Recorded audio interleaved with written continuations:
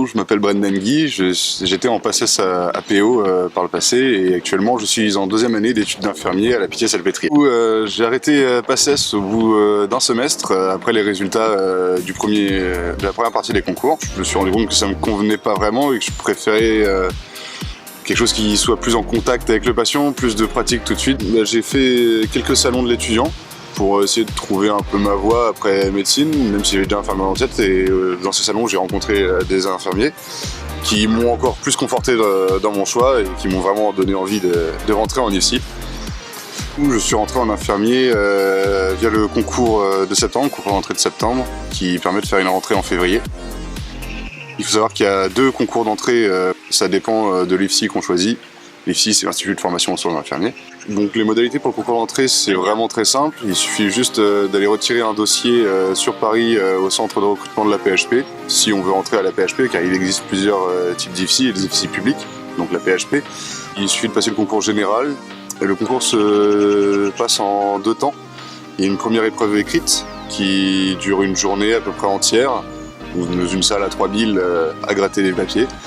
C'est la difficulté du concours comparée au concours de P1, c'est très facile. Ensuite, il y a une deuxième partie de concours. Pour accéder à cette deuxième partie de concours, il faut avoir validé l'écrit, donc avoir plus de 10 partout. Pour cette deuxième partie de concours, c'est une épreuve orale. Les études d'infirmier se déroulent en 3 ans. Elles sont composées à 50% de cours et de stages. Dans ces études, on apprend à faire tous les soins quotidiens des patients, que ce soit toilette, accompagnement, aide à la personne. Et on apprend aussi à faire des pansements stériles et autres soins. Tout ce que les médecins ne font pas.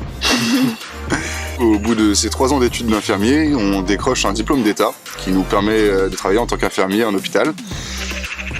Suite à ces études, on peut également faire des spécialisations. Il en existe 3 au total. On peut faire une spécialisation d'IBOD, c'est-à-dire infirmier diplômé mais pour le bloc. On peut faire aussi infirmier anesthésiste. On peut aussi, après plusieurs années de service, passer l'école des cadres pour devenir cadre infirmier. Ensuite, on peut également, après 2 ans